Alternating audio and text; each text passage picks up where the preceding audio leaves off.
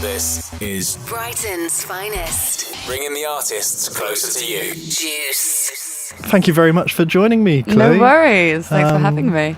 It's very exciting. You coming into the studio. Unfortunately, the band is a little worse for wear. Yes. James has lost his voice, right? He has. I think we played Scala last night, which It's a is big our show. biggest show ever. And yeah, his voice is gone. So unfortunately, no acoustic sets today. So how was the Scala set? It's an amazing venue, really. Yeah, it kind of all just happened so quick. By the time we went on stage, it felt like it was over. But it was amazing. It was really, really good. It was very fun and everyone was with us and yeah, it was great. How's the rest of the tour been? Because you've been doing quite a few dates around the UK in support of the debut album, which we'll get onto in a bit. We're kind of towards the end of the tour now. We've only got 2 dates left. And well, then we have 2 days off and then we go to Europe. But yeah, the end of the UK tour. We started in Newcastle the end of September, which was amazing. We've done Birmingham, we've done everywhere. They've all been good. And have you been able to see much of the UK at the same time, or has it been very much sleeping in the back of the van? I think there's been a lot of sleeping in the back of the van. All the places we've been to on this tour we've been to before, but yeah, I like Brighton. You've been here for the Great Escape before? Yeah, we've done the Great Escape twice here. And always a great reaction. Like I can remember seeing you a couple of years back At the Green Door store. Yeah, and that was good. We always have good gigs here, so we're looking forward to tonight. Well, yeah, there's certainly a lot of excited people out there. Oh, good. Good. And to have also King Nun on the bill as well. They're King Nun they're a great band. They're fantastic, and we've got another great band called Blocks, who are another up-and-coming cool London band. With very, very catchy songs. Fantastic.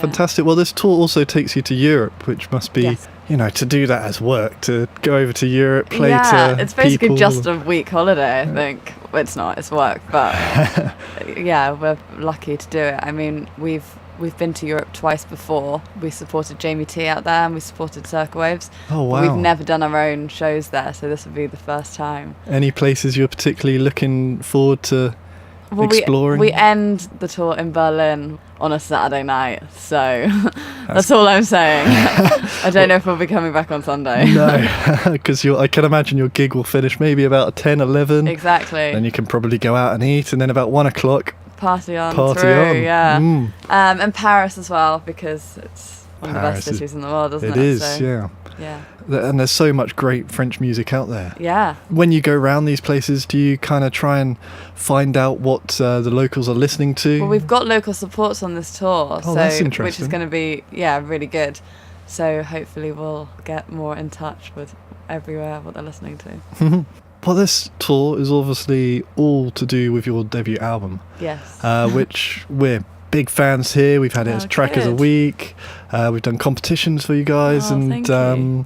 It's a great debut album. That must be just a bit surreal having that out in the open. I think we're really proud of it, and it's been a long time coming. You think it takes the amount of time it does to write the record, but it's all the other stuff, actually getting it out, getting the vinyls pressed, all of these things. It's taken us about 2 years to actually physically hold it in our hand, but it was a great moment.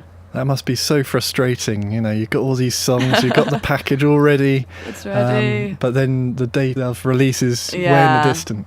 Yeah, but the reaction has been great. We've been playing all the songs off the album live, obviously, which we've never done before. So we do a long set every night on this tour, and all the songs that are on the record that have never been singles, people sing along every night, so that's really nice. So you're like, I know you've listened to the album. Yeah, that must be such a special feeling. Yeah, it's very, very nice. Was there a little bit of apprehension going into a tour where now people can hear all the work you've got public? Yeah, I think especially because we have released a lot of songs off the record before the record came out.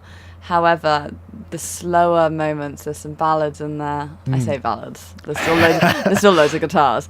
But the kind of softer moments on the record we'd never released. And our set is normally just kind of 30 minutes of heavy guitars.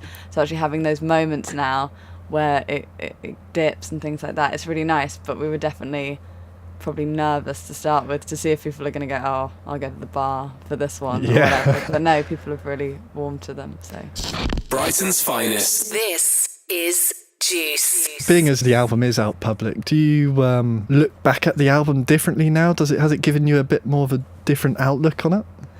I just feel really proud, I guess. Just actually that we're touring this record. It's actually on wax. It's a real thing. And it's also, I think it's given us the hunger to get cracking with number 2. Which is a nice little segue into my next question. So where are we on number 2? Have you been... been writing a lot. There's about 30 songs already for number 2.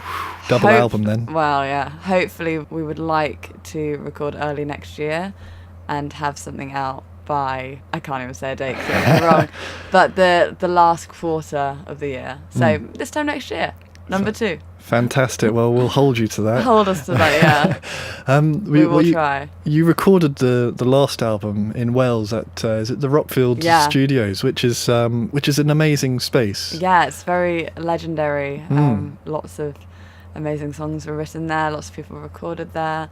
The Stone Roses lost their minds there. There's a lot of stories. Yeah, and is it the same engineer? No, although Kingsley, the guy whose studio it is, he pops his head in all the time and tells you a story about Joe Strummer or about Freddie Mercury and all of these things. So, but yeah, the people it's a family-run business. Yeah. It looks like it's in an amazing spot as well, really secluded, like a long driveway to find it. Yeah, and just loads of, you live on site, which is great because you really immerse yourself in recording. I think if we recorded in London, it's jarring, isn't it? You're getting on public transport and then you've got to be in some sort of creative space, whereas when you're at Rockfield, it's just the record, you think about nothing else, and it's really great. As you say, it must be so exciting to be in a place which has witnessed so many amazing musical creations. Amazing things. Bohemian Rhapsody was written on the piano in the studio. My word. Yeah. Black Sabbath recorded there. The Stone Roses lived there for a year.